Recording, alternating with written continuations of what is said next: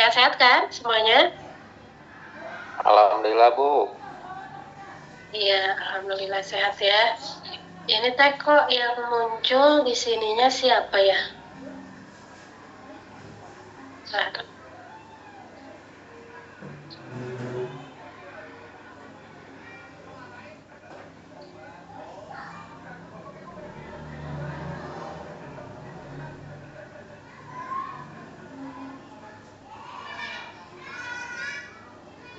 kenapa speakernya bukan saya ya? Speakernya Arif Rahmatullah. Alhamdulillah Bu Nisa sudah ini sudah masuk. Enggak Bu Nisa mau di Bismillahirrahmanirrahim. Assalamualaikum warahmatullahi wabarakatuh. Waalaikumsalam. Assalamualaikum warahmatullahi wabarakatuh. Ini sepertinya belum banyak yang masuk ke Zoom ya, baru 48 orang berarti ya. Gak apa-apa, mungkin kita mulai aja. Alhamdulillah teman-teman, pada hari ini hari Jumat tanggal 20 September kita bisa berkumpul di Zoom ini dalam rangka ini pembekalan mahasiswa tingkat akhir. Tujuan diadakan Zoom ini adalah sebagai bentuk sosialisasi, sekaligus nanti juga ada tanya jawab terkait dengan berbagai ujian termasuk ujian proposal, kemudian ujian monakosa, ujian komprehensif, dan lain sebagainya yang akan teman-teman hadapi nanti di semester 8 ini. Nah, untuk mengefektifkan waktu, mungkin saya langsung diserahkan kepada Ibu Ketua Jurusan yang memberikan pengarahan sekaligus sosialisasi terkait dengan ujian-ujian dan sidang-sidang yang ada di semester 8 ini. Silakan Bu. atur nuhun Bu Nisa. Bismillahirrahmanirrahim. Assalamualaikum warahmatullahi wabarakatuh. Diulang lagi ya salamnya. Ini baru 51 ya orang, 51 orang. Tapi tidak apa-apa. Mudah-mudahan nanti apa yang kami sampaikan bisa diteruskan kepada teman-teman yang tidak hadir pada saat ini ya. Jadi Zoom ini dilaksanakan atas dasar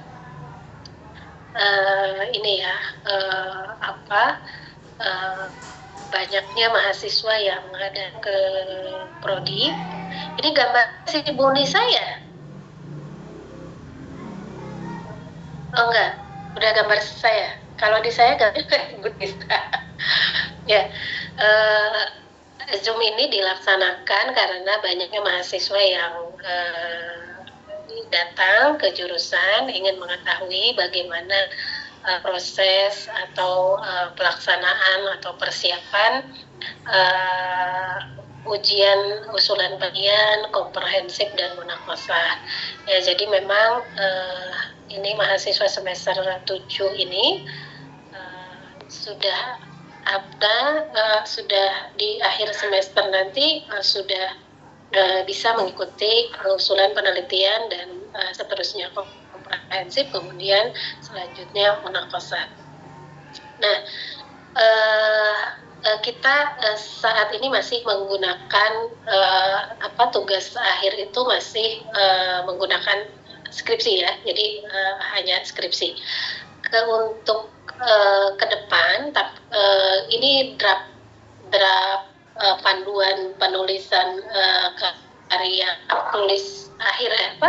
tugas akhir mahasiswa ini sebetulnya sudah ada yang terbaru ya, di mana mahasiswa tidak hanya bisa menulis skripsi tapi juga bisa menulis artikel yang dipublikasikan kemudian magang. Nah, itu skema tugas akhir yang baru.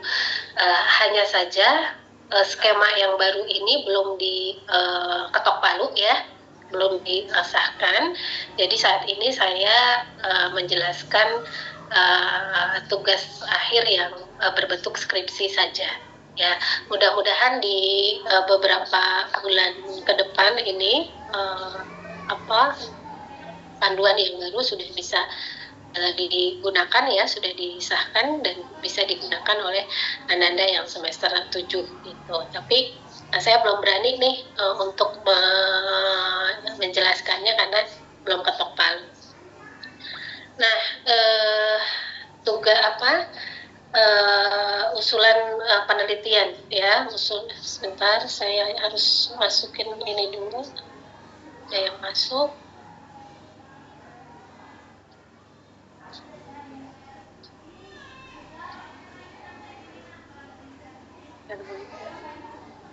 Ada ini juga ya, saya jadi adminnya nih, jadi banyak yang masuk, ada yang masuk ya.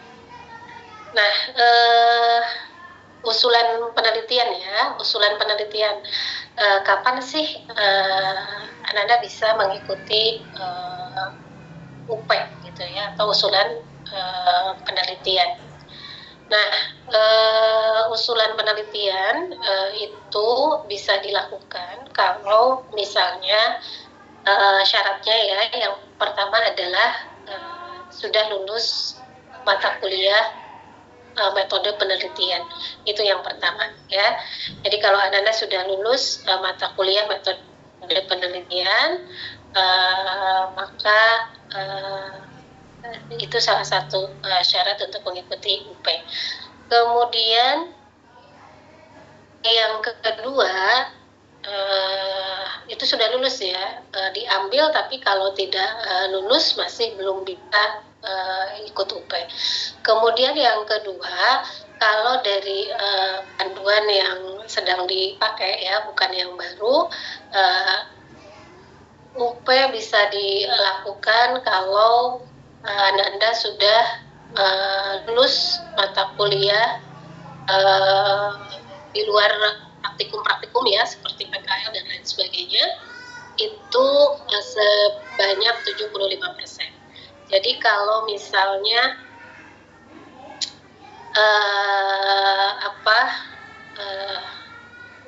dari total SKS itu 148 SKS dikali 75%, maka kurang lebih ada 100 berapa, coba dihitung. Coba AI, tolong dihitung 148 dikali 75%.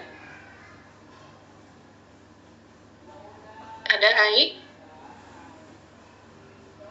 Kita hitung dulu berapa SKS. 111, Ibu. 111, ya. Jadi kalau sudah lulus mata kuliah sebanyak 111 SKS dan sudah lulus mata kuliah metode penelitian, maka sudah bisa mengikuti usulan penelitian atau UP, ya, UP. Jadi UP, penelitian skripsi ini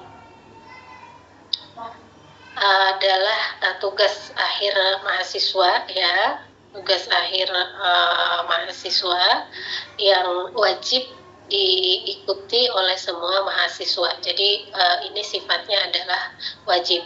Ya, skripsi ini berupa karya tulis ilmiah, laporan hasil penelitian sebagai tugas akhir, sebagai syarat untuk memperoleh gelar sarjana S1, ya.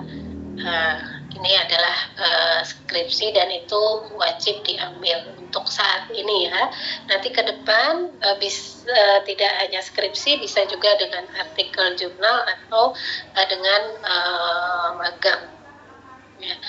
Skripsi ini biasanya, ya, untuk sistematika usulan penelitian skripsi biasanya terdiri dari 3 bab, ya. Bab pertama itu pendahuluan, bab kedua itu tinjauan pustaka, Kemudian bab ketiga metodologi penelitian. Nah, tentu saja dilengkapi dengan daftar isi dan dilengkapi juga oleh daftar pustaka dan ada cover ya, ada lembar persetujuan. Nah, itu lengkap ya. Nah, kemudian kalau tadi Anda sudah lulus tadi Medlit, kemudian sudah 75% lulus mata kuliah dari 148 SKS, Anda bisa membuat proposal penelitian. Nah, proposal penelitian ini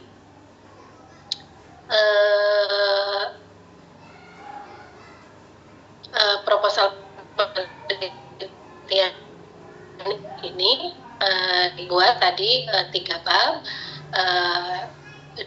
dengan judul yang sudah Ananda pilih ya. Nah, kemudian dikonsultasikan dengan pembimbing akademik. Jadi judulnya dikonsultasikan dulu dengan pembimbing akademik ya. Nah, kalau misalnya pembimbing akademik menyetujui, ya, kalau pembimbing akademik menyetujui, maka proposal tersebut kemudian ditanda tangan atau dimintai juga persetujuannya kepada ketua jurusan. Jadi kalau sudah disetujui oleh pembimbing akademik, proposal itu dibuat dalam 3 bab, kemudian ditandatangani juga oleh ketua jurusan. Nah, setelah di ACC proposal skripsinya oleh dosen pembimbing akademik dan oleh ketua jurusan ya, maka nanti Ananda harus mendaftar seminar proposal skripsi ya. Nanti ada formulir yang harus diisi untuk mendaftar. Kemudian salah satu syarat lainnya adalah yang disebut dengan password UP ya, password UP. Jadi password UP itu berupa hafalan 5 ayat Al-Quran, 5 ayat hadis ya, 5 kaidah fikih dan kaidah usul fikih tentang ekonomi syariah ya. Apakah dari prodi ayat Al-Qur'annya, hadisnya, kemudian kaidah fikih, kaidah usul fikihnya tidak ada. Jadi silahkan Anda semua mencari ya sendiri yang penting terkait dengan itu tadi ekonomi. Nah, setelah setoran tadi password setorannya kepada siapa? Setorannya kepada pembimbing akademik ya. Jadi sekaligus penandatanganan formulir itu ditandatangani oleh pembimbing akademik kalau sudah setor password. Kemudian setelah itu pelaksanaan seminar ya. Seminar nanti akan diuji oleh 2 orang Bu Anissa ya, 2 orang penguji. Bisa pengujinya dari dosen prodi ekonomi syariah ataupun dari dosen PEB yang lainnya. Nah, setelah pelaksanaan seminar, maka kemudian biasanya akan ada perbaikan masukan dari Dewan Penguji. Nah, setelah diperbaiki oleh mahasiswa kembali lagi ke penguji untuk meminta nah setelah itu baru kemudian didaftarkan kembali ya. Ananda mendaftar atau mengajukan permohonan SK dan pembimbing skripsi. Nah, kalau itu semua online ya, dilakukan online melalui Salak. Setelah itu nanti fakultas akan menunjuk 2 orang pembimbing skripsi ya. Bisa jadi salah satunya adalah pembimbing akademik dan yang satunya lagi adalah dosen yang lainnya yang kompeten dengan judul yang Ananda pilih. Setelah itu maka Ananda bisa melakukan pembimbingan ya, setelah keluar SK melakukan pembimbingan kepada dosen pembimbing skripsi ya. Apa dulu nih kalau ke dosen pembimbing skripsi? Yang pertama SK atau surat tugas pembimbing skripsinya diserahkan dulu ke dosen pembimbing ya. Setelah itu biasanya dilakukan pembimbingan bab per bab ya oleh dosen pembimbing.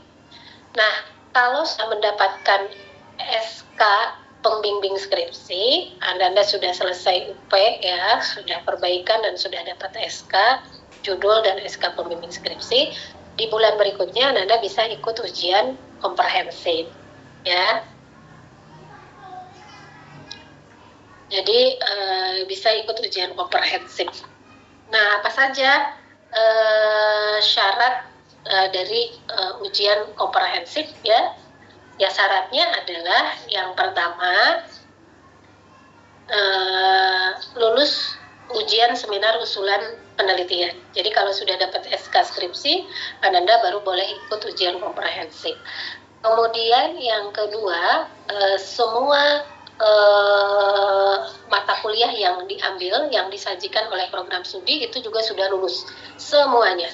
Dibuktikan dengan transkrip nilai. Jadi nanti syaratnya adalah harus juga menyertakan transkrip di pendaftaran dan pernyataan eligible dari ketua prodi.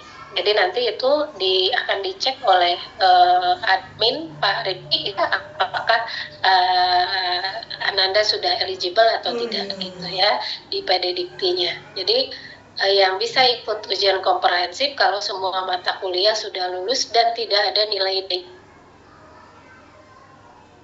Jadi kalau di PB tidak boleh ada nilai D di transkrip nilai akhir. Kemudian kalau sudah tadi dinyatakan eligible, nah ini juga harus diperhatikan soal keuangan. Jadi sudah melakukan registrasi keuangan di semester tersebut. Karena ini nanti akan ngeling ke salam ya. Kalau belum lunas SPP, misalnya kalau ada tunggakan belum lunas SPP, maka di salam tidak bisa mendaftar. Jadi tertutup ya. Jadi kita nggak bisa buka pendaftaran.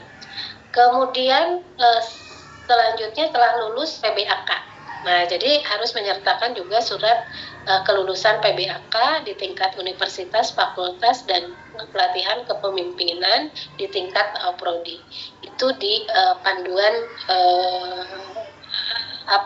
penulisan skripsi ya yang sedang kita gunakan sekarang. Kemudian telah lulus semua praktikum tilawah, komputer, ibadah ya, PKL gitu. Kemudian yang kaidah-kaidah juga itu sudah selesai semua ya, itu di UP kan selesai. Nah, itu sudah lulus pokoknya jika oleh fakultas, oleh prodi, oleh universitas itu sudah selesai semua. Nah, selanjutnya jangan lupa juga melampirkan KTM. Jadi KTM-nya jangan hilang ya. Kalau enggak paling tidak punya kopiannya lah. KTM dengan pas foto ukuran 3x4 hitam dan putih itu untuk ujian komprehensif. Nah, setelah itu Ananda boleh mendaftar ya. Ananda boleh mendaftar. Nanti dalam ujian komprehensif ada 3 dosen yang menguji. 3 dosen yang menguji ya. Yang pertama menguji materi keislaman, yang kedua materi ilmu ekonomi dan bisnis sesuai kompetensi, dan yang ketiga menguji materi jurusan ya, materi jurusan. Kalau tadi ilmu ekonomi dan bisnis secara umum kan ada jurusan akuntansi ya, mau akuntansi, mau manajemen, mau HR, mau MKS, semua diuji materi ilmu ekonomi dan bisnis. Penguji yang ketiga menguji tentang materi kompetensi program studi. Nah, jadi ada 3 penguji dalam komprehensif, ujian komprehensif. Nah, kalau sudah selesai ya ujian komprehensif, nanti skor nilainya ada yang D, ada yang C, B, dan A. Kalau misalnya D berarti mengulang ya, lulus ya Bu Nisa ya, karena tidak boleh ada nilai D di transkrip nilai di PMI. Jadi A, B, dan C gitu ya, predikatnya harus A, B, dan C.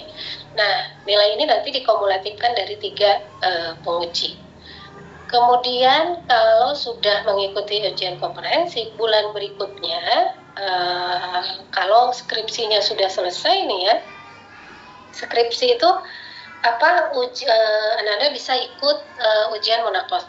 Jadi syarat pengikut ujian munakosah itu 3 bulan dari keluarnya SK skripsi ya, SK judul dan SK pembimbing skripsi. Jadi 3 bulan. Kalau 3 bulan dan munakosah itu dilaksanakan di setiap bulan genap. Kalau ujian komprehensif dilaksanakan setiap bulan ganjil, gitu ya. Nah, itu setelah kalau pembimbingan sudah selesai, maka Anda bisa ikut ujian munakosah ya. 3 bulan atau 8 kali ya, minimal 8 kali pembimbingan.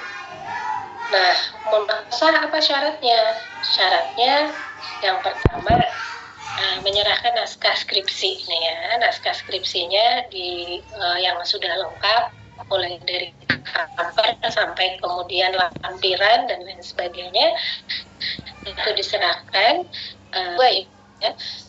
dua rangkap sesuai jumlah penguji. Tentu saja skripsi yang sudah di ACC oleh dosen pembimbing dua-duanya dan disetujui oleh judul ya. Kemudian skripsinya harus dicek plagiarisme ya. Plagiarisme toleransinya 25%. Jadi kalau belum mencapai 25% itu harus terus diparafrasi lagi, perbaiki ya. Nah, nanti dicek Turnitinnya oleh staf admin. Kenapa? Dulu sempat dicek oleh masing-masing mahasiswa dan ternyata banyak diakal-akalin gitu ya. Sejarahnya dulu kita serahkan ke mahasiswa tapi banyak diakal-akalin oleh mahasiswa. Ada yang ngasih titik gitu, ada macam-macam lah ya, sehingga tidak terdetek. Nah, maka sekarang cek Turnitinnya oleh admin. Kemudian yang ketiga, melampirkan salinan SK pembimbing skripsi. Jadi SK pembimbing skripsinya jangan dibuang ya. Jadi SK-nya dicantumkan, kemudian lembar bimbingannya. Nanti kan kalau bimbingan tuh ada yang namanya lembar bimbingan. Setiap kali bimbingan, nanti di situ ada paraf dari pembimbing. Itu juga dilampirkan. Ya. Kemudian setelah lulus ujian akhir semua mata kuliah ya jelas ya, karena tadi itu disaringnya di komprehensif. Kemudian keuangan juga sudah selesai, karena kalau tidak selesai nggak bisa daftar. Gitu ya, kasus kemarin ada angkatan 2017 ya, terakhir itu Agustus kemarin ya, terakhir Agustus. Kemudian ketika mau mendaftar ternyata nggak bisa daftar setelah dicek belum menyelesaikan SPP-nya. Nah, di waktu yang mepet itu ya biar bagaimanapun apapun alasannya tetap nggak bisa mendaftar kalau misalnya di bagian keuangan belum selesai, karena di link kan kita salamnya ditutup oleh bagian keuangan. Jadi harus selesai dulu tunggakan ya. Nah, itu baru bisa mendaftar. Kemudian sama ya, setelah dengan komprehensif tadi telah lulus semua jenis praktikum dan lain sebagainya. Nah, ditambah lagi ada sertifikat kelulusan bahasa Inggris, TOEFL dan TOEFL ya, dengan skor 450 ya, skornya adalah 450. Kemudian melampirkan KTM juga, fotokopi KTM dan foto kalau memang yang belum pada saat komprehensif. Nah, kemudian kalau sudah lolos di pendaftaran ya, lolos administrasi, kemudian nanti akan dijadwalkan untuk ujian munakosah. Berapa dosen pengujinya? Dosen pengujinya 2 orang. Yang satu terkait metodologi, yang kedua terkait materi. Tetapi terkadang dua-duanya juga bisa mengajukan pertanyaan terkait materi atau substansi dan juga metodologi. Jadi siap-siap saja. Nah, setelah itu selesai ya, setelah munakosa, kalau anak-anak dinyatakan lulus, maka selesai, tinggal ikut wisuda dan seterusnya, mendapat ijazah dan bebas dari kewajiban-kewajiban di S1. Jadi itu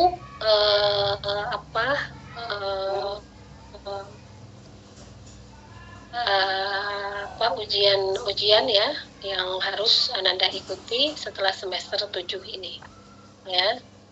Jadi kalau misalnya mata kuliah Medflit itu kan sudah disajikan di semester 5 ya, sengaja kita tarik ke bawah karena supaya bisa lebih cepat ikut lulus ya.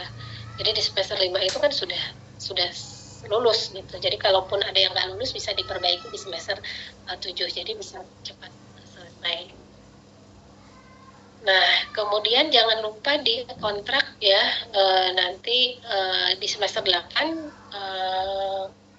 ujian komprehensif dan ujian munakosahnya, karena ada juga mahasiswa yang lupa karena merasa tidak ada perkuliahan di semester 8, jadi nggak lihat-lihat KRS tuh, nggak KRS-an, padahal di semester 8 itu ada komprehensif dan munakosa.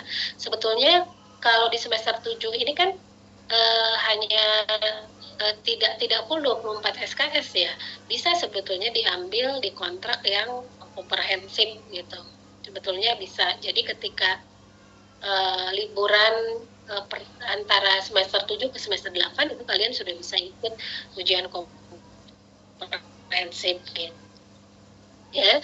Jadi kalau yang sekarang dihitung aja, yang merasa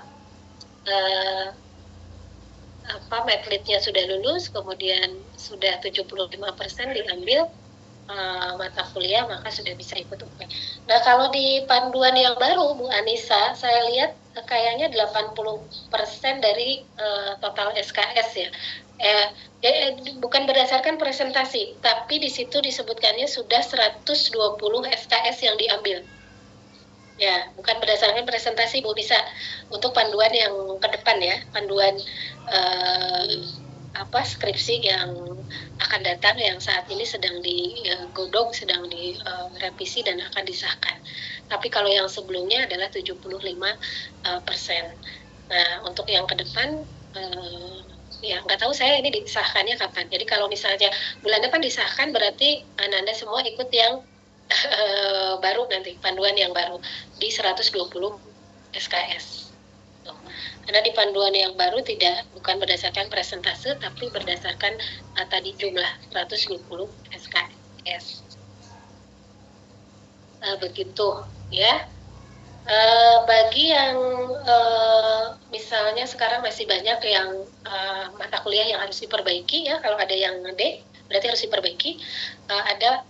Kita menyediakan SP ya, semester pendek, atau anak-anak bisa dikontrak ulang di semester tersebut ya. Kalau mata kuliah di semester ganjil ya ganjil, mata kuliah di semester genap. Jadi itu prosedur perbaikan nilai ya, prosedur perbaikan nilai melalui SP yang hanya dilakukan di 1 tahun sekali. Kemudian yang kedua melalui kontrak ulang, jadi diikut perkuliahan kembali. Ya kalau SP kan harus berbayar, kalau di kontrak ulang kan tidak perlu gitu.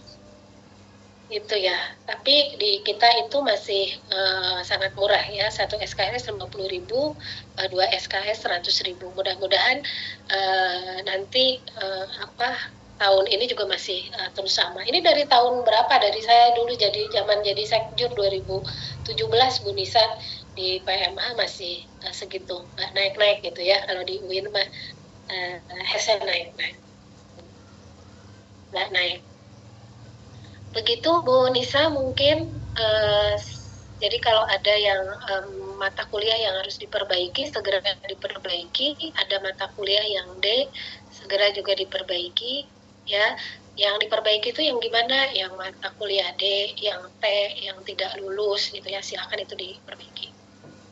Begitu Bu Nisa, silahkan. Barangkali ada. Ini pada ada kan? Ada Bu. Ada ya? Ya. Ada Bu. Enggak. Soalnya nggak kelihatan. Iya.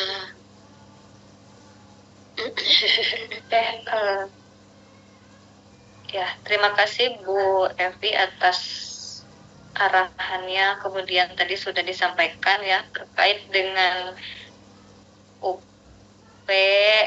komprehensif kosa, baik itu persyaratan dan lain sebagainya. Terkait apa yang tadi sudah disampaikan, silakan.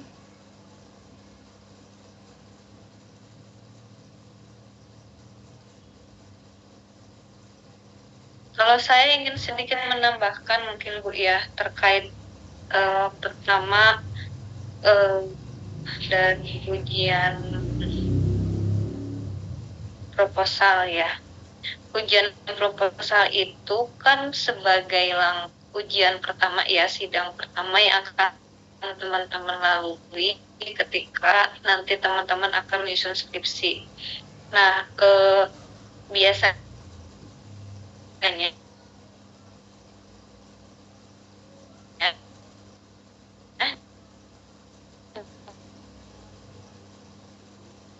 di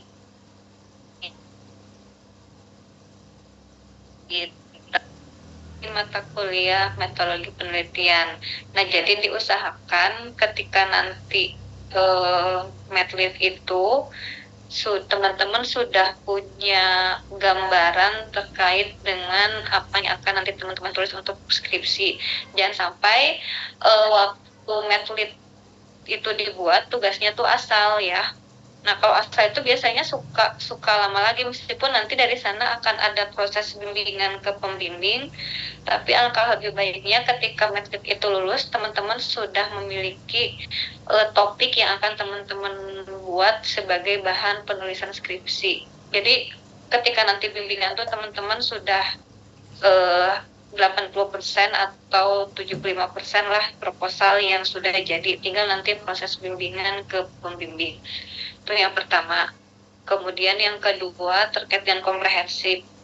Dari yang sudah-sudah itu biasanya mahasiswa yang diuji itu hanya akan mempelajari kisi-kisi ya Bu ya. Jadi memang mungkin tadi yang disampaikan oleh Ibu Kajur itu kan Kompa itu ada 3 penguji. Yang pertama terkait dengan keagamaan, yang kedua tentang kefakultasan berarti tentang ekonomi dan bisnis Islam, kemudian yang ketiga terkait dengan kejurusanan berarti kalau ekonomi syariah itu ekonomi syariah. Nah, biasanya di kalangan mahasiswa itu sudah tersebar ini pertanyaannya pasti akan ini KBCD gitu ya. Jadi teman-teman tuh hanya menghafal tuh dari kisi-kisinya saja. Padahal ujian komprehensif itu kan materinya adalah materi dari semester awal sampai akhir gitu. Jadi jangan terpaku kepada kisi-kisi yang tersebar karena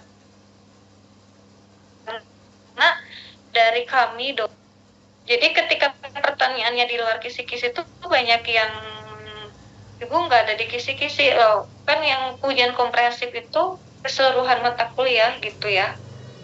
Berarti kalau ekonomi syariah seperti ekonomi makro, mikro, kemudian perekonomian Indonesia, industri halal, dan keagamaannya mencakup fikih muamalah, hadis, ayat Quran gitu ya.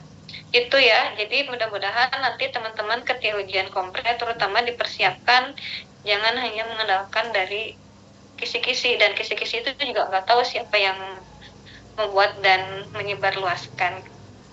Itu saja ya. Ada yang mau ditanyakan?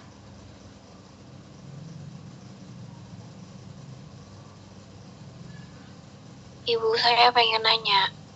Ya, silakan Safa. Saya kan pernah ngambil cuti ya Bu 1 semester di semester 3. Terus itu gimana ya Bu ya? Di semester 3. Iya, di semester Berarti semua semester 3 belum mengambil mata kuliah sama sekali ya? Iya, Ya, gimana maksudnya? Jadi tetap harus diambil Sapa ya. Berarti kalau sekarang Sapa semester 7, harusnya bisa ngambil uang ke bawah sekarang di semester 3 ketika kemarin KRS-an. iya Ibu sudah diambil. Cuman baru beberapa matkulnya, belum bisa semua. Iya, berarti sisanya nanti harus diambil di semester ganjil tahun depan. Tapi untuk ujian kompre tadi syaratnya kan harus minimal 120 SKS ya Bu ya. UP. Oh ya UP. Itu berarti saya bisanya nanti di semester 9 ya Bu ya. Iya. Karena biasanya kalau mahasiswa mengambil cuti 1 semester itu ada kemungkinan besar tuh memang tidak akan pas ya Bu ya waktunya, karena terkait dengan pengambilan jumlah mata kuliah semester. Kan 1 semester itu terbatas ya, maksimal tuh 24 kalau nggak salah ya. Jadi meskipun sekarang di semester 7 ada berapa SKS apa sekarang semester 7 teh? 18 ya. 18. Nah, mungkin ngambil sisa di semester 3 itu hanya bisa ngambil 3-4 matkul.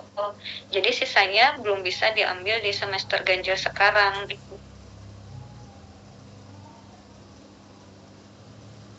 Ya, dan nggak bisa, kalau belum ngambil cuti di semester 3, nggak bisa Safa ngambil semester pendek. Karena kalau di UIN itu semester pendek khusus untuk mata kuliah yang sudah pernah ikut kuliah, tapi nilainya belum memenuhi gitu.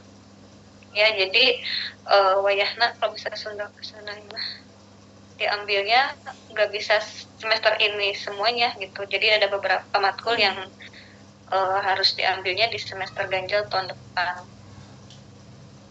Gitu ya Bu Kajer ya? Iya, betul. Jadi sahabat tetap harus dikontrak lagi, dikontrak mata kuliah yang belum. Ya, jadi tetap nggak bisa komprehensif kalau semua belum lulus. Jadi kalau mata kuliah yang belum pernah dikontrak tidak bisa di-SP-kan. Jadi wayahna ya, siapa kemarin kan istirahat 1 semester ya. Ya, jadi tetap nanti semester 8 akhir mungkin ya 8 udah bisa UP. Kalau UP ya sudah bisa semester 8.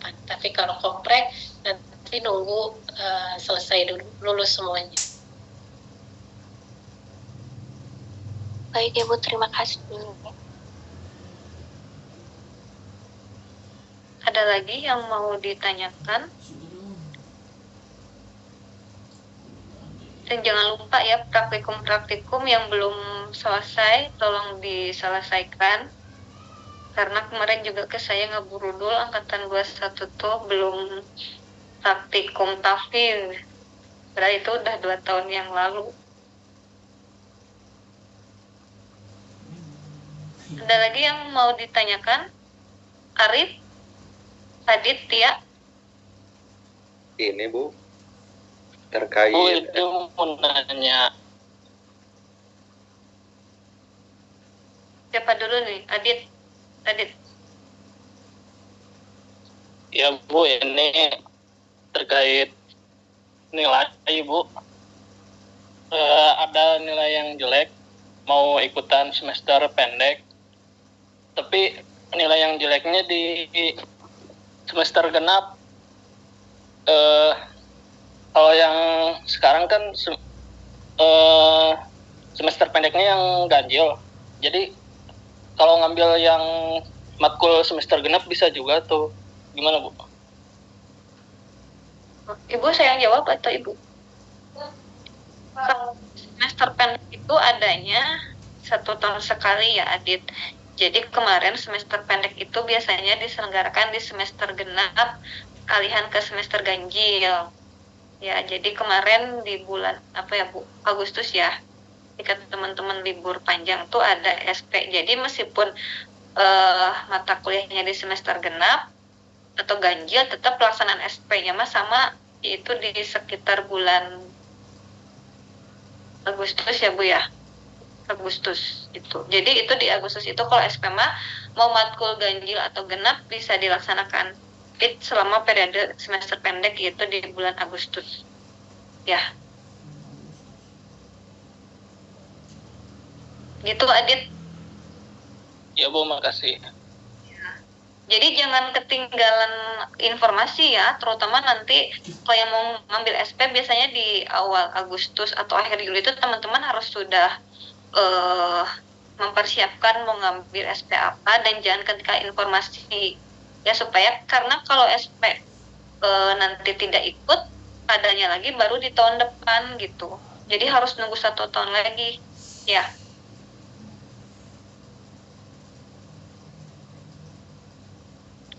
Ada lagi yang lain?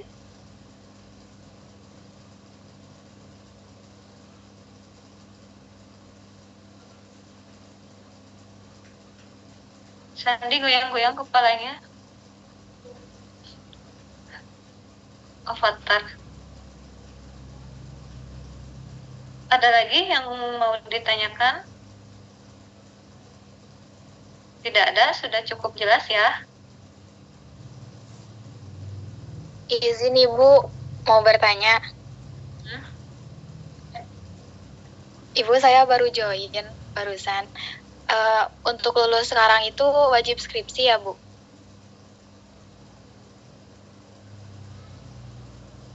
Ya, saya Munisa ya. Jadi ini untuk sementara wajib skripsi karena panduan yang baru belum disahkan. Jadi belum disahkan, belum disosialisasikan.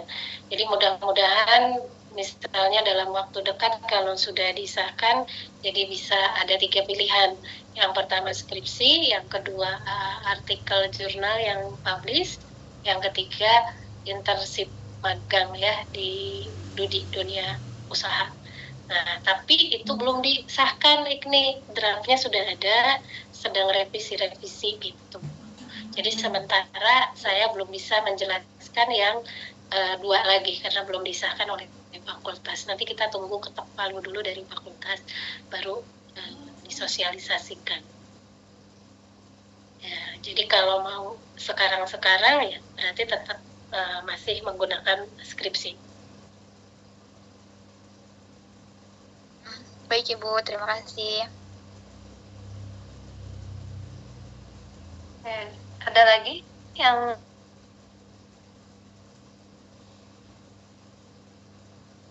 tidak ada sepertinya Bu Evi. Baik, kalau tidak ada lagi yang mau ditanyakan, ini kita akhiri di sini. Mungkin nanti kalau ada yang mau ditanyakan lagi kurang jelas bisa ditanyakan lagi ya ke saya atau ke Bu Evi. Tapi mudah-mudahan apa yang tadi sudah disampaikan Bu Evi bisa menjawab berbagai pertanyaan yang selama ini ada di semua. Itu saja mungkin.